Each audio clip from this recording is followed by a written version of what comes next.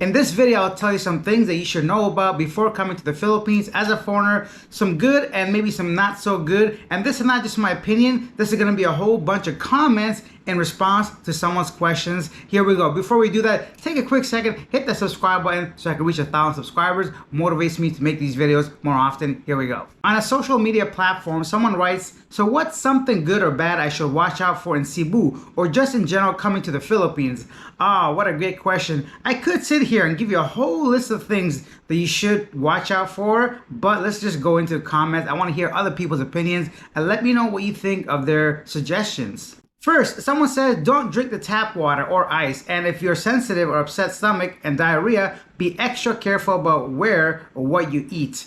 Absolutely. Now, traveling in many Southeast Asian countries, tap water isn't as organized, regulated, or streamlined as it may be in some Western countries. So I do agree with that comment. Stay away from especially tap water. I usually just brush my teeth with tap water, but I never actually swallow it. Get some filtered water. They have water services in Cebu and I'm sure many parts of the Philippines. It's really, really inexpensive and affordable. For about 50 pesos, you can get like, I think it's 20 liters of water. Either way, I spend about $1 per week on just filtered water, so I do agree, stay away from that if you can. And about eating, street food can be tricky in any country. I do recommend you maybe slowly work your way into street food in the Philippines, but I've tried some street food. It's a part of the adventure, so don't be scared off completely, but be prepared if you do have to use the bathroom. Speaking of bathrooms, someone says always carry around a pocket-sized pack of wipes. You just never know.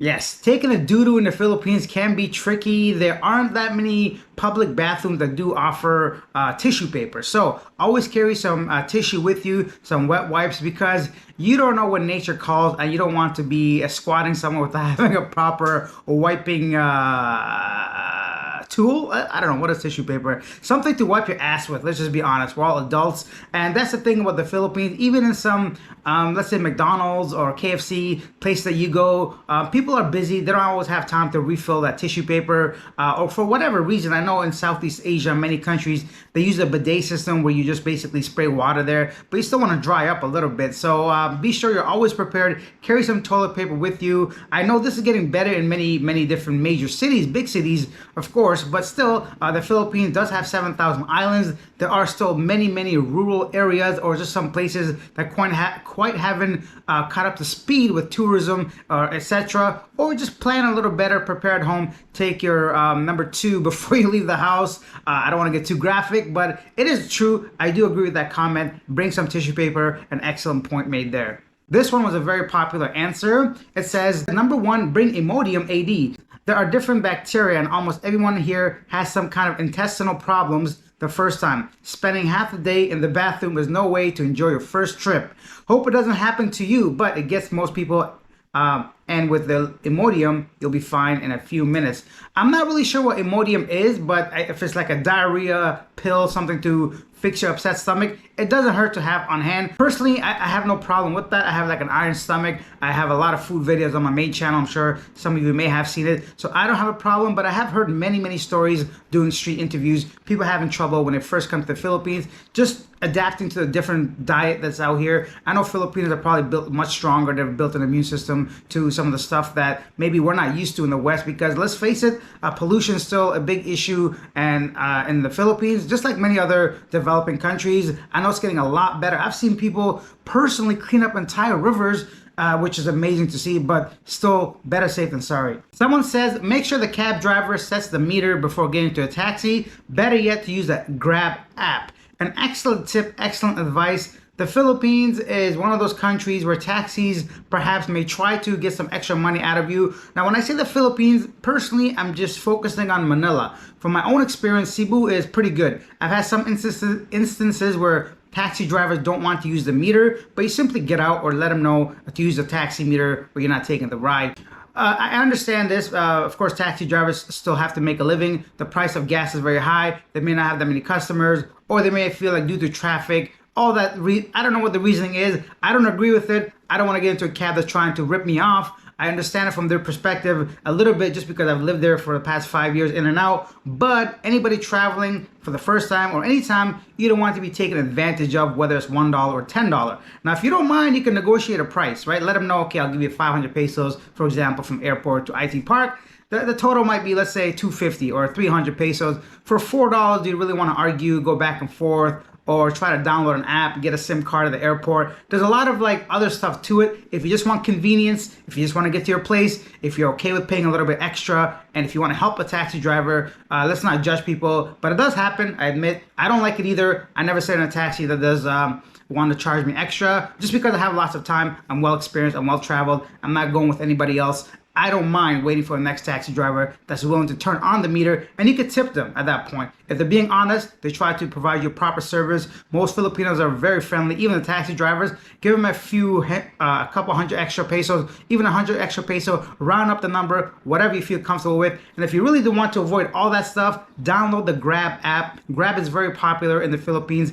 It's an app that you can use just like Uber back in the West, or you can download Joyride, which is another app that has taxis available now. And if you're really brave, you want to take the motorcycle taxi, you can download Angkas or go ahead and download Maxim as well. Many options in the Philippines. A very good tip. Be sure you don't get scammed in a taxi. Another person says, don't buy any house or land, even from friends, or make girl pregnant. Okay, so here we go. We get into some salty comments. Yeah, owning land in the Philippines, first of all, as a foreigner, is, I think, almost impossible. I'm not a lawyer. I'm not really sure. But from the general consensus on online YouTube videos, it seems that foreigners cannot own the land. They can lease the land in the Philippines. You can rent or buy a condominium if 60% of the entire units are owned by Filipinos. 60% or more, you can own a condo. But that is something I would definitely advise consulting with someone that's a professional, not just a real estate agent, but actual lawyers that know these things, that have a reputable past. Maybe they have some reviews online. I have no clue. I personally would not buy any land in the Philippines. Firstly, because I just think, at least in Cebu City, the market's just overpriced completely. And secondly, just because I want to see more places, right? In the Philippines and anywhere in the world, you don't want to tie down unless you know 100% you're going to be there a long time. Maybe you're not there for a relationship. Maybe you do want to buy an apartment and you don't want to like put another woman or guy's name on the lease. I don't know, or on the deed. Regardless, just be careful about buying land anywhere, not just in the Philippines. You don't know what kind of stuff you're going to get into. If it's not your homeland, you may not have the same rights, the resources, any of the information that you do have back home. This is one of my favorite response here. I think it says, yeah, just don't ever get angry with any locals, even if they're done something wrong. Just smile. You'll usually make up for their transgressions and appreciate your kindness. That's definitely something that I would agree with. You know, you are coming to a foreign land, people are friendly and they smile, they're happy and kind towards you. Once in a while, you might get into a situation where you feel yourself getting irate, perhaps a little bit agitated. It's not enough, I think, to go ahead and cause a whole scene. I am not a perfect person. Trust me, I have my anger issues. I try to control it.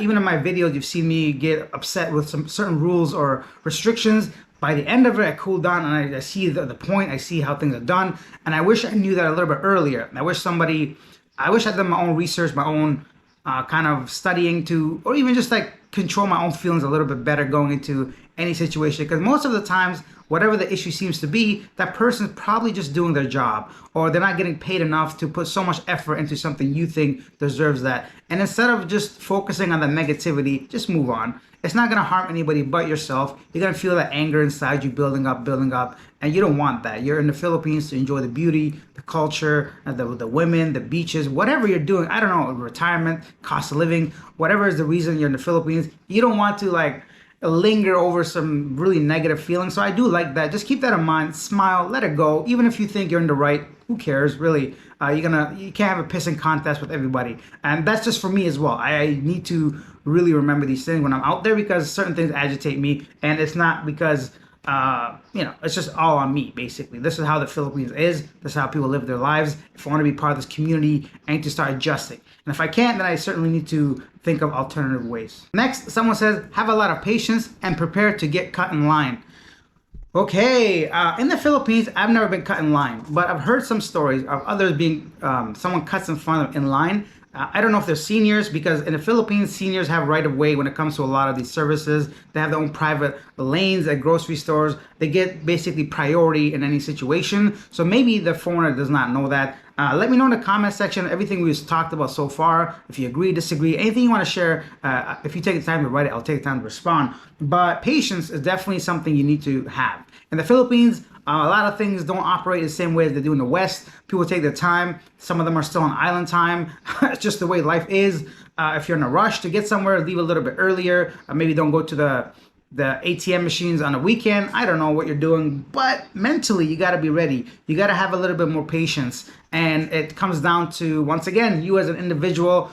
It's hard to change a system with one person. You need a collective community. And a lot of these things, it's out of their control. For example, if you're in a basement lobby of a mall that is using a credit card machine or something and it's a little bit slower, that may come down to just internet issues. Maybe it comes down to hardware issues that they haven't upgraded yet. I'm not really sure what the situation in lines. Maybe everybody's at that pharmacy trying to get a prescription filled. Maybe it's the weekend and people got to work during the weekday, so everybody's going to the same place at the same time. And don't forget that there's still a lot of areas in the Philippines that are not as developed as Cebu City or BGC or whatever else, right? So people come from neighboring barangays to get stuff done during the weekends. All these things can lead to congestion on the road and lines being backed up in any situation. Personally, I hate lines, I hate traffic, I hate all that stuff. So I do stuff on my own time. I learned this just through experience, and maybe this could be an experience for you guys. Don't flash money around or wear expensive rings, gold. Don't draw negative attention to yourself. Be respectful to the locals. Yeah, a funny thing there. In the Cebu City, there's a guy at Cebu City Mall. If anybody really knows, at Ayala Mall Business Park, maybe you guys know who this guy is. He's an older Filipino man. He looks Filipino. Maybe he's some kind of Asian guy, right? So, but he's probably in his 60s, maybe nearing 70. And I'm telling you, this man is always just rocking crazy amounts of chains, like gold. And I know real gold, and it's legit, proper, probably 24 karat gold. This guy's like carrying around thousands of dollars worth of jewelry on him. He's got rings.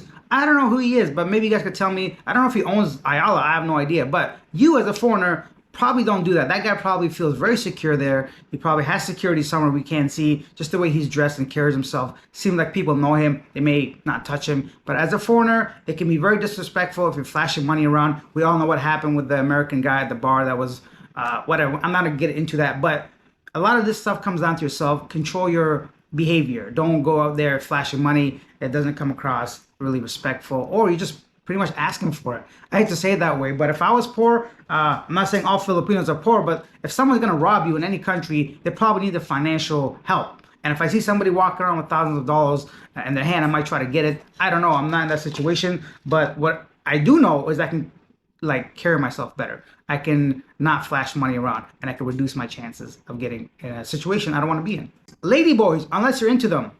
Yeah, true. A lot of ladyboys, which is transgenders, they're everywhere in the Philippines, especially on online dating. If that's something you're not into, just be sure to ask all the women you're trying to meet up with, or at even the bars, the clubs, the malls, if they're legit born women, if you're not into that.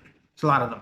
Those were some of the main responses to what to do and not do before coming to the Philippines. I'll tell you my biggest tip for you guys if you're coming to the Philippines, or if you're actually living there right now, if you're new, anything at all. Personally, for me, I would say do not commit too soon to anything, any relationships, any apartments, condos, any even job. I don't know, whatever it is, explore the Philippines if you can. It's a big country. You don't want to get too comfortable too soon. You don't know what kind of stuff might come in a week or two. It's exciting. It's really a whole new world sometimes, it feels like, when you first come to the Philippines. So be sure you get acclimated to your surroundings, whether weather is one of them as well, right? So I know Baguio apparently is cooler, but it's really hot right now in the Philippines. So be sure, just don't rush into any kind of business decision, relationship decisions, accommodation decisions, big financial decision like buying a motorcycle, a car, or something. Give it some time, because you don't know how your taste might change from location to location. And that is it. I'm going to stop here because I can go on forever about the Philippines. If you guys enjoyed this, just take a quick second, hit that subscribe button, and work our way to 1,000 subscribers. Hit that like button. I'll see you guys in tomorrow's video. Bye.